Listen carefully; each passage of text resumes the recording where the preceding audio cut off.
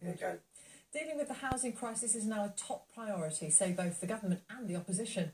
The Conservatives describe themselves as the party of home ownership, while Labour say they'd focus on building 100,000 traditional council houses. Council or social housing provision by local authorities and housing associations was rising in England until 2010. Since then, the number has plummeted and is expected to fall still further. Our home editor, Mark Easton, considers the future of council houses. The Aylesbury estate in South London is often used to symbolise urban decay. Now due for demolition, these former council homes are also a metaphor for the decline of social housing.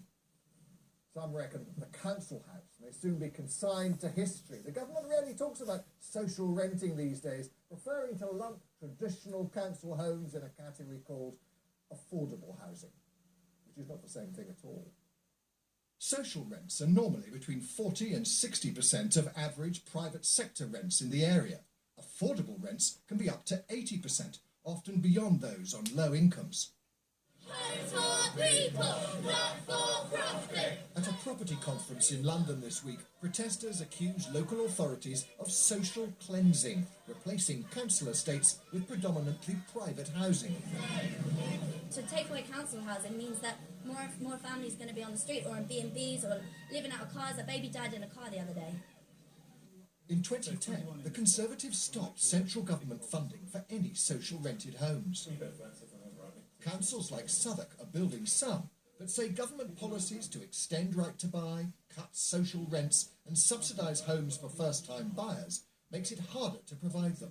Everything the government is doing is an attack on social housing and council housing, not just in our borough, across London and across the country. And I think, I don't understand why. What's their problem with council housing? The answer for many Conservatives is that they believe social homes encourage welfare dependency and increase poverty.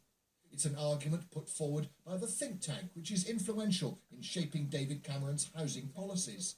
I think it's seen as accentuating a culture of state dependency. I think they want to move away from social renting. I think that's absolutely true, and I think they do want to move much more towards home ownership for people on their incomes. These houses are almost luxurious. In post-war Britain, council houses were a reward for the respectable working classes. When they got married, Jean and Reg Brown in Southwark aspired to live in one, and in the 70s they got their wish, moving on to the borough's new Haygate estate.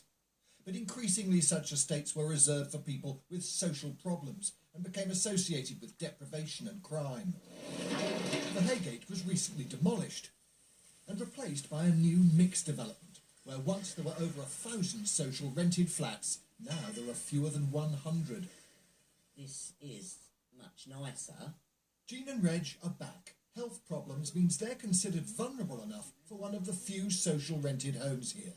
If you just had social housing for the most vulnerable, would that be a problem, do you think, Reg? Yeah, but wouldn't that be like a prison? I think for the people that you can't afford no more, so you go there, or you're not good enough. It's going to make it more class thing, isn't it? Yeah. Housing is back on the front line of British politics. But while government and opposition agree we need more houses, there's a fundamental divide on the kind of homes that Britain should be building. Homes for sale or homes for social rent. With Labour promising 100,000 new council homes a year, housing policy is as tribal today as it's ever been. Mark Easton, BBC News.